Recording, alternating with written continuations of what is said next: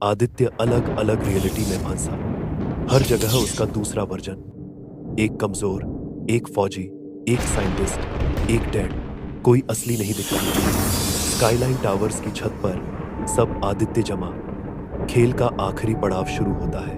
आदित्य बनाम Aditya survival of the real के लिए जंग शुरू हो जाती है। स्काईलाइन टावर्स की छत रात, ऊपर से बिजली कड़कती है। टेबल पर रखा है एक डिवाइस, उस पर लिखा है glitch reset, press to find the real one. ये आखिरी मौका है। बटन दबाते ही पता चल जाएगा कौन असली है। बाकियों का सिस्टम रुक जाएगा, या हो सकता है बटन दबाते ही हम सब मिट जाएं।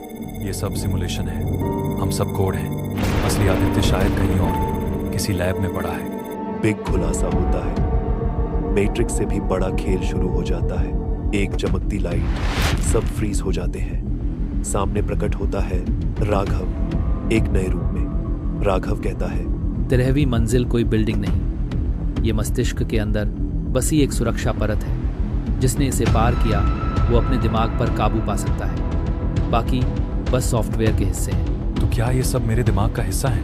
नहीं, तुम भी एक कैरेक्टर हो। असली आदित्य अभी भी कोमा में है। असली शरीर, असली यादें वहीं बंद हैं। Time confusion, past, present, future एक साथ तेज रोशनी में। सारे आदित्य एक दूसरे में मिलना शुरू करते हैं। वक्त टूट रहा होता है। राघव उनको समझाता है और कहता है, जब दिमाग अपने सबसे गहरे स्तर पर पहुंचता है, टाइम रेखा टूटती है। अतीत, वर्तमान, भविष्य सब एक साथ होते हैं। इसलिए तुम सब एक ही इंसान के वर्जन हो। आदित्य बटन की तरफ बढ़ता है। असली दिमाग की वापसी, रीसेट। बटन दबाते ही चारों तरफ ग्लिचिंग इफेक्ट।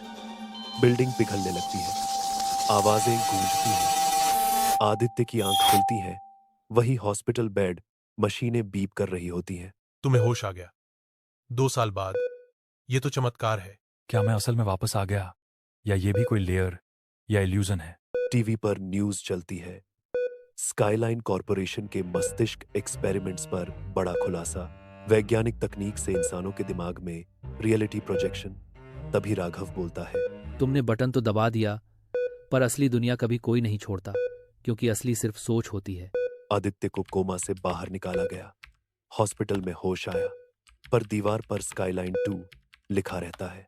क्या आदित्य असल में बाहर आ चुका है या अभी भी सिस्टम के अंदर है?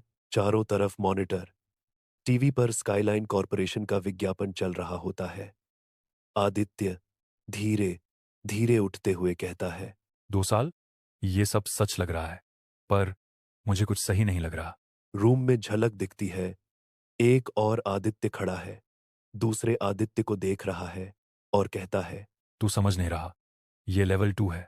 असली दुनिया यहां से भी एक लेयर ऊपर है। ये कब खत्म होगा? जब तुझे अपनी मौत खुद महसूस होगी, तभी असली सच्चाई खुलेगी। आदित्य भागता है। हॉस्पिटल की दीवारें बदल रही हैं, सड़कें घूम रही हैं। एक एक करके सब चेहरों में वही आदित्य। साइंटिस्ट आदित्य कुछ रिसर्च रिपोर्ट पढ़ने के बाद कहता है, लेवल 2 का डिजाइन हमारे दिमाग में सेफ्टी सिस्टम है। जो बाहर निकलेगा वो इस सिमुलेशन को तोड़ेगा। स्काईलाइन के असली मालिक ऊंची बिल्डिंग में, स्काईलाइन हेडक्वार्टर्स। वहां राघव असली रूप में होता है। हम इंसानों को बचाना चाहते थे, दिमाग को वर्चुअल लेवल पर ले जाकर, पर कुछ असफल प्रोटोटाइप्स, जैसे तू।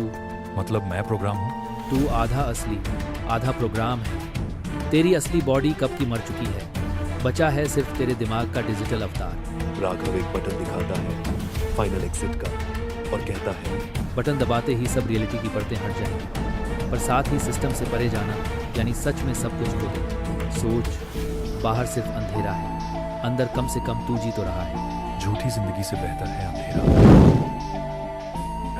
आदित्य बटन दबाता है। चारों तरफ से सिस्टम क्रैश, ब्लैक स्क्रीन, आवाजें गूंजती हैं। फिर धीरे धीरे आंख खुलती है और वो जंगल में होता है। न कोई टेक्नोलॉजी, न कोई बिल्डिंग, बस असली हवा, मिट्टी की खुशबू। आदित्य हाथ पर मिट्टी मलते हुए कहता है, ये असली है। सामने से एक छोटी प्यारी सी बच्ची आती है। उसके गले पे स्काईलाइन का लोगो वाला टैटू बना होता है। वह आदित्य को रोकती है और कहती है, तुम लेवल 3 में हो। असली रियलिटी यहाँ से आगे शुरू होती है। जो दिखता है वही सच नहीं, पर जो महसूस होता है वो भी हमेशा असली नहीं होता।